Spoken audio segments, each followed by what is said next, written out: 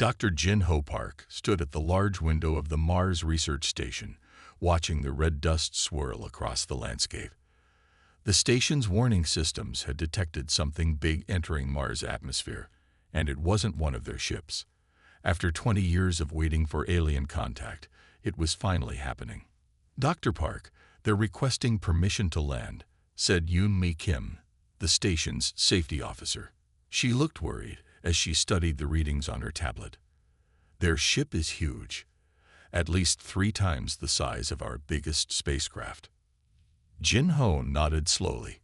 "Tell them they can use landing pad 3. It's the only one strong enough to hold something that big." He pressed a button on his tablet, and red warning lights began flashing across the pad. "Make sure all the safety protocols are active." The alien ship was beautiful. It looked like it was made of silver glass, and it landed without making a sound. Jin-Ho and his team watched from behind the safety barriers as the ship's door opened with a soft hiss. The aliens that walked out were tall and elegant. They had blue-tinted skin that seemed to shimmer in the Mars sunlight, and they moved with a grace that made them look like they were floating. There were 5 of them, all wearing what looked like formal suits made of flowing metallic fabric. "Welcome to Mars Research Station," Jin-Ho said through the station's communication system. "We need to run some basic safety checks before we can let you inside. It's standard procedure." The tallest alien stepped forward. When it spoke, its words were perfectly translated by their computers. "We are the consortium, and we find your excessive safety measures amusing. Our technology is far beyond the need for such primitive precautions." Jin-Ho remained calm, but his hand tightened on his tablet. "I understand, but we still need to follow our protocols. Every visitor must go through decontamination and safety screening." The aliens looked at each other and seemed to share a silent laugh. "Very well," their leader said. "We will humor your procedures, though they are unnecessary.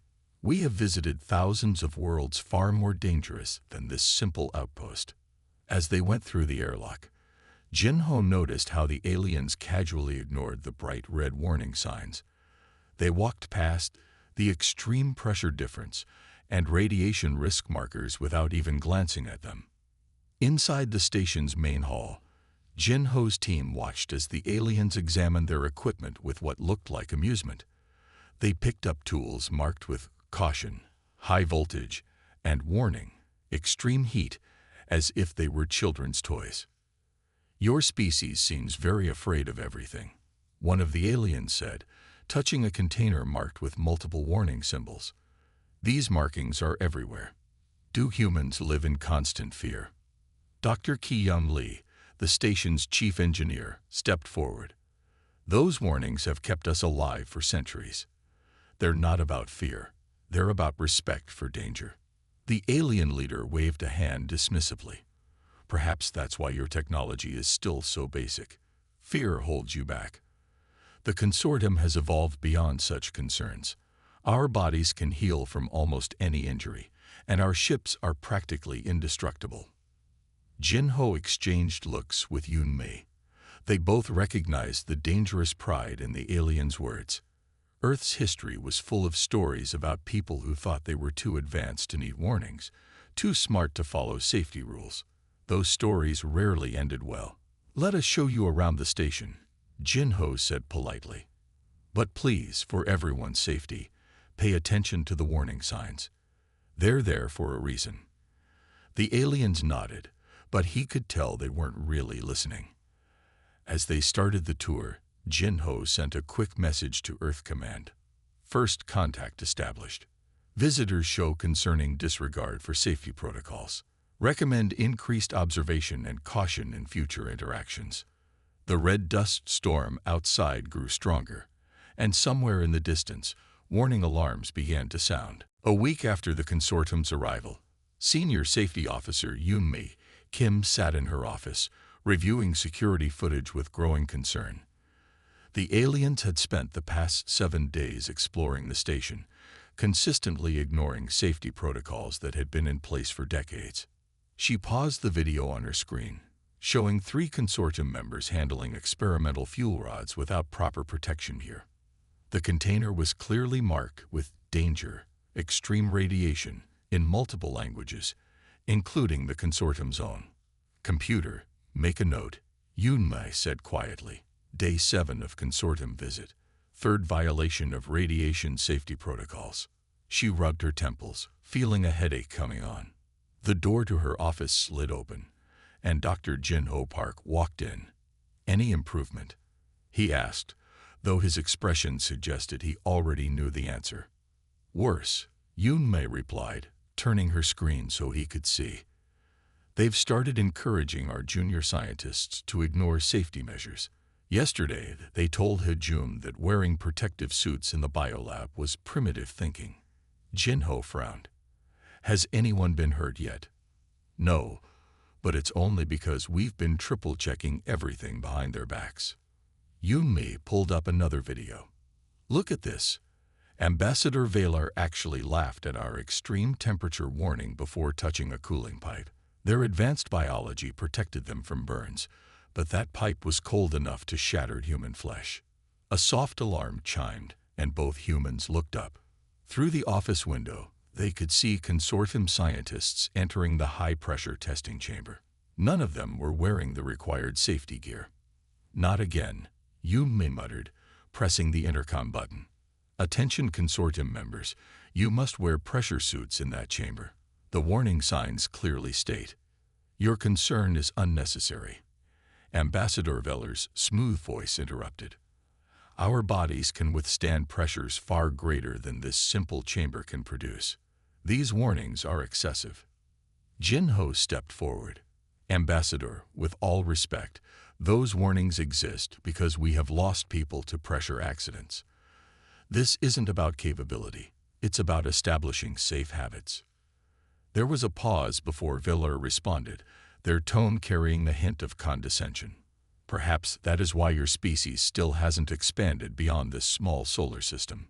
You let fear control your actions. Yunmei switched off the intercom and turned to Jin-Ho. They're going to get someone killed. Their overconfidence is affecting our own staff's behavior. This morning, I caught 2 junior engineers trying to work without safety equipment because the consortium doesn't need it. Jin-Ho nodded grimly. Earth Command sent a message this morning. They're concerned about the consortium's influence on our safety culture. They've asked us to document every violation. A loud crash from somewhere in the station made them both jump. The emergency lights began flashing red. Warning. Pressure anomaly detected in testing chamber 3. The station's AI announced calmly. Emergency protocols initiated. Yunmei was already moving, grabbing her emergency kit. They must have activated the chamber without proper sealing procedures. She checked her tablet as they ran down the corridor. Pressure's rising fast. If they weren't so physically resilient, they'd be in serious trouble. When they reached the chamber, they found the consortium scientists looking slightly embarrassed as the emergency systems worked to stabilize the pressure. The expensive testing equipment inside the chamber was damaged beyond repair. Perhaps, Ambassador Valar said slowly, we should review some of your safety protocols. For the sake of your equipment, of course. Yunmei and Jin-Ho shared a look. It wasn't much, but it was the first sign that the aliens might be willing to learn. Unfortunately, both humans knew from experience that some lessons came at a much higher price than damaged equipment. As they began the cleanup process, Yunmei's tablet beeped with a notification from Earth. Warning. Extreme biological hazard. Deep Ocean Research Team requesting immediate assistance. She showed the message to Jin-Ho, who read it with growing concern. The consortium had sent a team to Earth's oceans yesterday, and they had taken the same casual approach to safety warnings there. The Mariana Trench Research Station sat in the darkest part of Earth's oceans. Dr. Ki-Young Lee watched through the reinforced windows as the consortium's exploration vessel descended past the warning markers. The alien ship's lights illuminated the black water, making strange shadows dance in the depths. They need to slow down, Ki-Young said to his research partner, Sun Machoy. We haven't mapped all the volcanic vents in this section yet. Sunmi nodded, her eyes fixed on the monitoring screens. I tried to tell them. They said their ship's hull could withstand any temperature or pressure the Earth could produce. The radio crackled. Human station. This is fascinating. Ambassador Veller's voice came through. We're detecting some interesting biological signatures deeper down. We're going to investigate. Ki-young grabbed the radio. Ambassador, please wait. That area is marked as extremely dangerous. We've detected a new species there, That. Yes, another of your warning labels. Villar interrupted. Our scanners show nothing that could harm our vessel. We're proceeding. The human scientists watched as the alien ship's lights disappeared into a dark trench. The water there was different. Darker somehow, moving in ways that didn't follow the normal currents. They're heading straight for it. Sunmi whispered. They don't understand. Ki-young tried the radio again. Ambassador, you need to pull back now. The creature in that trench doesn't show up on normal scans. A sudden burst of static cut through the radio, followed by screaming. On the monitors, the alien ship's lights spun wildly, illuminating something massive moving in the water around them. The creature was huge, its skin appearing to absorb light rather than reflect it. Emergency. Veller's voice had lost all its usual confidence. The creature, it's affecting our systems. The hull is impossible. The hull is dissolving. Ki-young was already moving. Sunmi, activate the emergency protocols. Send out the pulse now. Sunmi pressed a series of buttons on her console. Deep in the water, powerful sound generators activated, sending out a specific frequency that human scientists had discovered by accident, one that this particular deep-sea creature couldn't stand. The massive shape in the water writhed and then retreated, disappearing back into its trench. The consortium's ship rose quickly through the water, parts of its beautiful hull now covered in dark patches where the creature's natural acid had started to eat through their advanced materials. When the alien ship docked with the research station, the consortium scientists emerged looking shaken. Their usual grace was gone, replaced by trembling movements and wide eyes.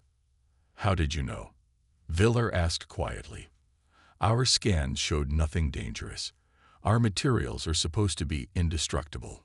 Nothing in our database suggested. We knew because we lost 3 submarines and 12 people before we learned about that creature. Ki-young explained gently. Those warning markers weren't placed there because of fear. They were placed there because of experience, because of sacrifice. Sunmi stepped forward, holding up a tablet displaying the warning markers' full data. Every warning humanity puts up has a reason behind it, usually a painful one. We mark things as extremely dangerous not because we're afraid, but because we respect the power of things that can kill us. The consortium members looked at each other, their shimmering skin pale with shock. Perhaps, Vellar said slowly, we have been too quick to dismiss human wisdom.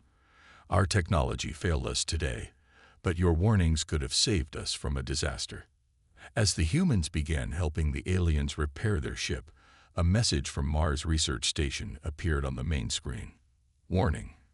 Containment breach in Biological Research Lab 4. Ancient bacterial samples exposed. Consortium members involved. Requesting immediate assistance.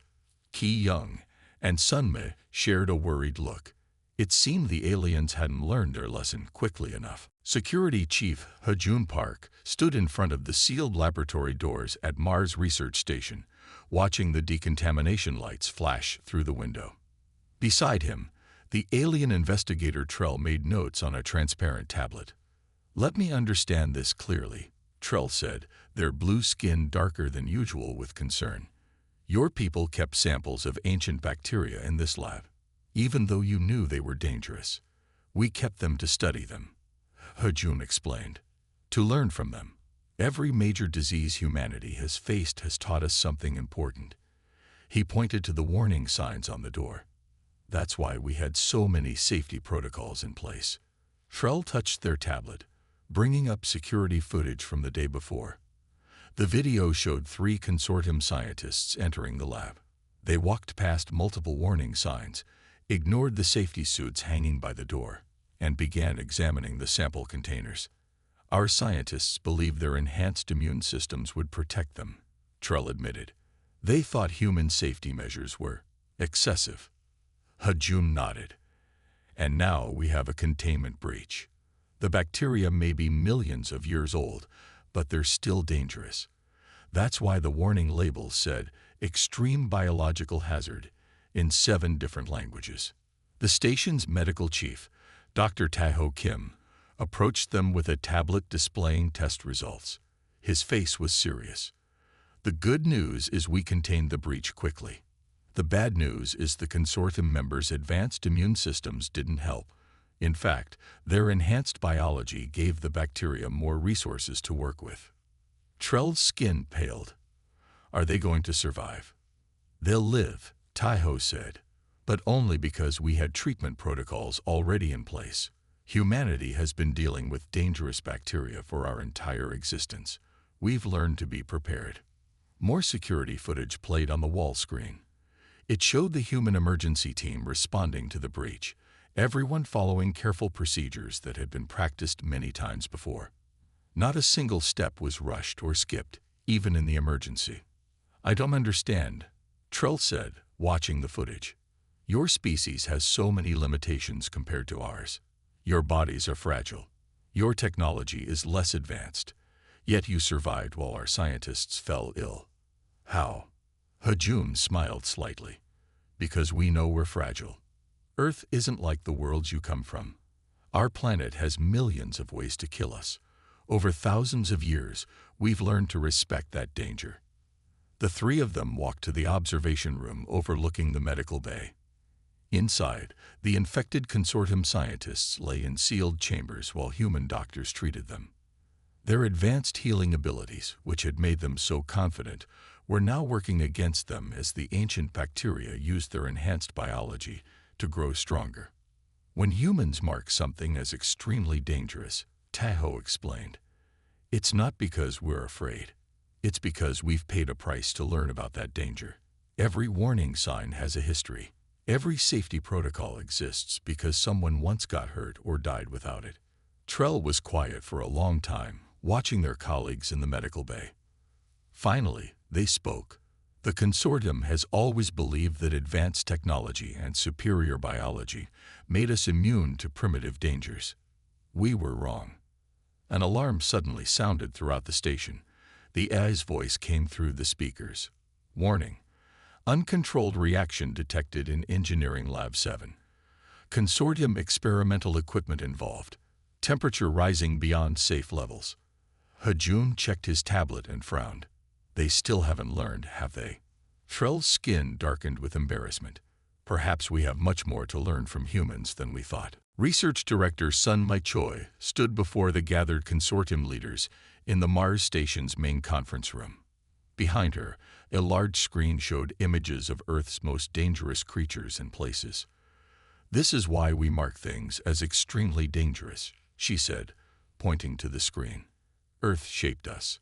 It taught us hard lessons. Her voice was firm but kind, like a teacher explaining something important to students who needed to learn. The aliens watched quietly. After the recent accidents, they no longer showed their usual pride. Ambassador Valar, their leader, had bandages on their arms from the bacterial infection. 3 others still moved carefully, their bodies not fully healed from the deep-sea creature's attack. Let me show you something, Sun Mai said, changing the display. This is Australia. The screen showed beautiful beaches, desert landscapes, and green forests. Many humans consider it one of the most dangerous places on Earth. Almost everything there can kill you. She touched her tablet, and new images appeared. These are some of the warning signs we use in Australia. The screen filled with bright yellow and red signs marking dangerous animals, plants, and weather conditions. But people still live there, she continued. They swim in waters marked as dangerous because of jellyfish and sharks. They hike in forests where poisonous snakes live. They surf on beaches with strong currents that can pull you under in seconds. One of the consortium scientists raised their hand. How do they survive? They respect the warnings, Sun Mai explained. They learn the rules. They understand that being careful doesn't make you weak. It makes you smart. She changed the display again, showing humans living and working in various dangerous environments. Humans work in nuclear power plants, she said, pointing to the images. We dive in deep oceans. We climb tall mountains. We explore volcanoes. We handle deadly viruses in our labs. We do these things not because we're fearless, but because we understand the dangers. Ambassador Veller spoke up, their voice humble for the first time. We thought your warnings showed weakness, but now we see they show wisdom. Sun Li nodded. Every warning sign has a story behind it. Every safety rule exists because someone once got hurt or died. We learned from their sacrifice. She paused, letting her words sink in. That's why we don't ignore warning signs, even if we think we're strong enough or smart enough to handle the danger. The screen changed again, showing the recent accidents. The deep-sea creature attacking the alien ship, the bacterial infection in the lab, the equipment failure in the engineering section.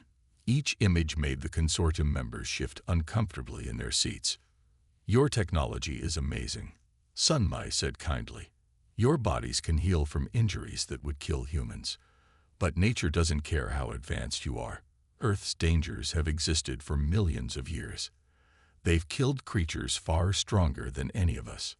She touched her tablet one final time. The screen showed a simple warning sign. Danger. Respect this sign. This is what we've learned, she said. True strength isn't about being powerful enough to ignore warnings. It's about being wise enough to learn from them. As if to emphasize her point, a new alert appeared on the screen. Warning. Atmospheric pressure anomaly detected in test chamber 2. Unauthorized access detected. The consortium members looked at each other with growing concern. More of their scientists had gone exploring, still not fully understanding the lessons their leaders were just beginning to learn. Dr. Taeho Kim was having lunch when the emergency alarm started blaring. Red lights flashed throughout the Mars station's corridors as the AI system announced, Critical alert. Containment breach in Laboratory Section C. Ancient bacterial strain detected. All personnel proceed to emergency stations immediately. Taeho dropped his food and ran toward the lab, already putting on his protective gear. Through his earpiece, he heard the station's safety officer Yoon-Mei Kim giving rapid instructions to the emergency response team. The breach is in Lab C7, Yoon-Mei reported. 2 consortium scientists and 1 human researcher were inside when it happened. The lab's automatic locks are engaged. When Taeho reached the observation window, he saw the problem immediately. Inside the lab, 3 figures lay on the floor. The consortium scientists' advanced environmental suits were dissolving, eaten away by something in the air. The human researcher's protective suit remained intact, but she wasn't moving. Their technology is failing again, Taeho said into his communicator. The bacterial strain must be affecting their advanced materials. We need to get them out now. Ambassador Veller arrived at the window, their face showing real fear for the first time. Our emergency transport technology isn't working. Something about this bacteria is blocking our systems. We can't help them. Taeho turned to his emergency response team, all of them wearing standard human protective suits. We do this exactly by the book. Follow every safety protocol. No shortcuts. He looked at each team member. This bacteria killed 3 research teams in Antarctica before we learned how to handle it. We respect its power. We follow the rules. Understood. The team nodded. They began the emergency entry procedure, following steps developed through decades of handling dangerous materials. Every move was careful, every action planned. Inside the lab, the air sparkled strangely in the emergency lights. The bacterial strain had evolved to survive in ancient Earth's harsh atmosphere, making it particularly dangerous in the present day. The consortium scientists had thought their advanced technology would protect them. They had been wrong. Taiho's team moved with practiced efficiency. They secured the human researcher first, her standard protective suit having saved her life. Then they carefully reached the consortium scientists, whose shimmering skin had turned a sickly gray. Their advanced biology is making it worse, Taiho said as they worked. The bacteria is using their enhanced cellular structure to multiply faster. He injected both aliens with a simple but effective treatment that human doctors had developed years ago. Outside the lab, Ambassador Viller watched in amazement as the human team contained the breach using nothing but basic protective gear and well-practiced procedures. Their technology wasn't advanced, but their methods worked perfectly. "I don't understand," Veller said as the team emerged with the survivors. "Your protective suits are so simple. Your medical treatments are basic. How did you succeed where our advanced technology failed?" Taiho removed his helmet carefully, following proper decontamination procedures. "Because we never forgot what it means to be vulnerable," he explained. "We never believed we were too advanced to follow safety rules. Every procedure we just used was written in blood and learned through loss." The recovered human researcher, still shaky but conscious, spoke up. The warning labels on those samples were clear. Triple containment required. No unauthorized access. But they said their suits could handle anything. Ambassador Villard looked at their injured scientists, now receiving treatment from human doctors. "We have been foolish," they admitted. "We thought advanced technology meant we didn't need to be careful. We were wrong." As if to emphasize the point, a new alarm began to sound. Something was happening in the station's power core, where more consortium scientists had been conducting experiments without following proper safety protocols. Chief Scientific Officer Jai-Yun Song stood before the full consortium council in their emergency meeting chamber. The elegant room, with its floating lights and shimmering walls, felt very different from her usual working environment at Mars Station. But today, the aliens weren't displaying their usual confidence.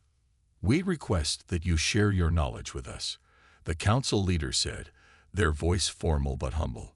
"Recent events have shown us that we have much to learn from humans about danger."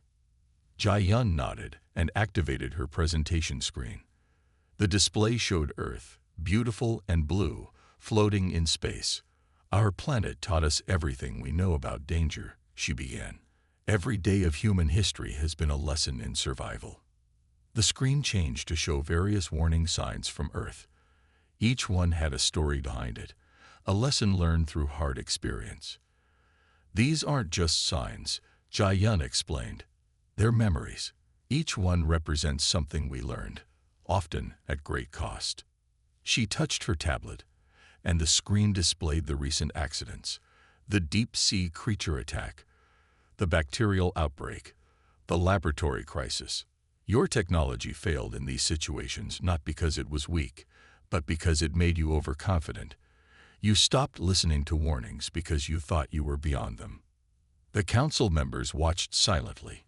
Many of them still showed signs of injuries from the various incidents.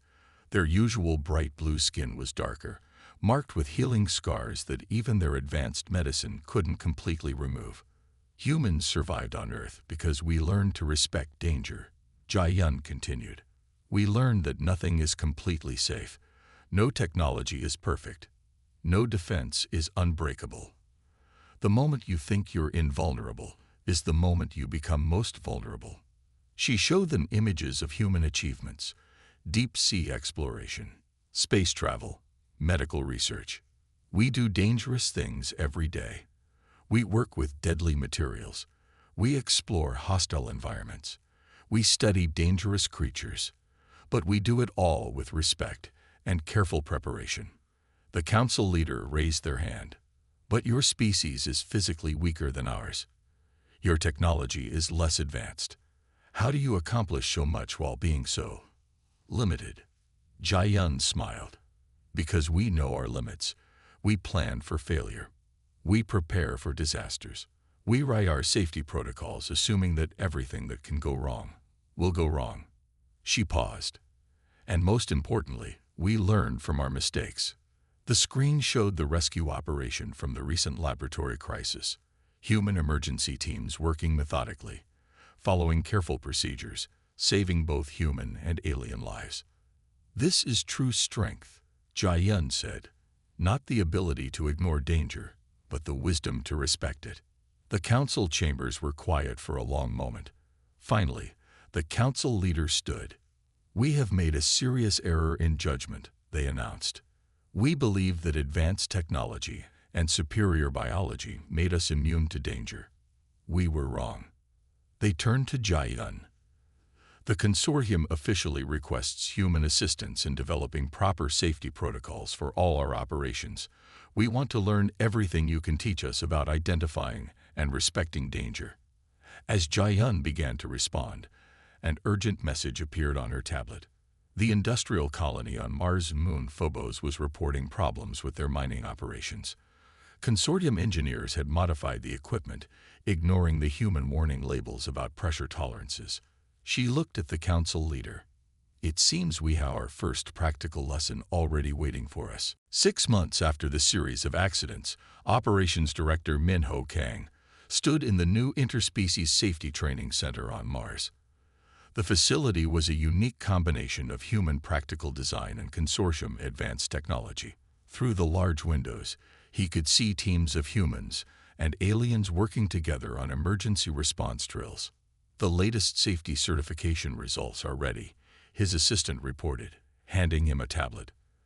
The screen showed that every consortium ship and facility in the solar system had now adopted Earth's warning classification system.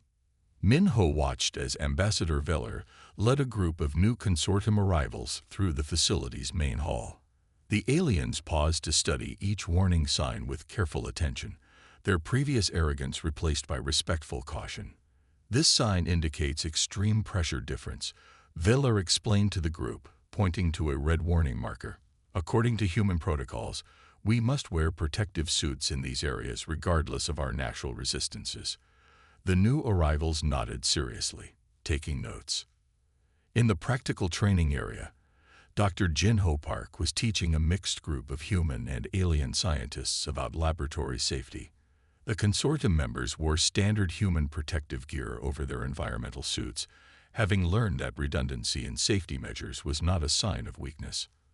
"Today's lesson is about unknown dangers," Jin-Ho announced to his class. "The most dangerous thing isn't what we know can hurt us, it's what we don't know about yet." He gestured to the scars still visible on some of the alien students, reminders of past mistakes. In another section of the facility, Safety Officer Yunmei Him supervised as teams practiced emergency responses. Humans and aliens worked together, combining human caution with consortium technology in ways that made both species stronger. "Remember," Yunmei called out as they worked, "technology can fail. Biology can be overcome, but good safety protocols will always protect you if you follow them properly." Min-Ho walked through the facility, remembering how different things had been just 6 months ago. The consortium had arrived believing they were beyond the need for warnings. Now their ships carried more warning signs than human vessels, and their safety protocols were even stricter. He reached the facility's memorial wall, where images and stories reminded everyone why safety matters. The deep-sea creature incident, the bacterial outbreak, and other accidents were displayed alongside older human disasters. Each one was a lesson, a reminder that respect for danger was not optional. A group of consortium engineers approached him, led by their new safety chief, the same Ambassador Veller who had once laughed at human warning signs. "Director Kang," Veller said, "we've finished implementing the warning system across our entire network. Every consortium world now uses Earth's danger classifications." Min-Ho nodded with satisfaction. "And how are your people responding to the changes?" "Better than we expected," Veller replied. "After seeing how human protocols saved lives during the recent mining accident on Europa, even our most skeptical members have accepted the new system." The facility's AI announced the start of another training session. Throughout the building, humans and aliens moved together with shared purpose, each species learning from the other. The humans provided their hard-earned wisdom about danger, while the consortium shared their advanced technology, now properly controlled by safety protocols. As Minho watched them work, he smiled. The aliens had finally understood something humans had known for centuries. True advancement comes not from ignoring danger, but from respecting it enough to handle it safely. An alert appeared on his tablet. Another consortium ship had arrived in orbit, requesting safety certification before landing. The new protocols were working exactly as intended.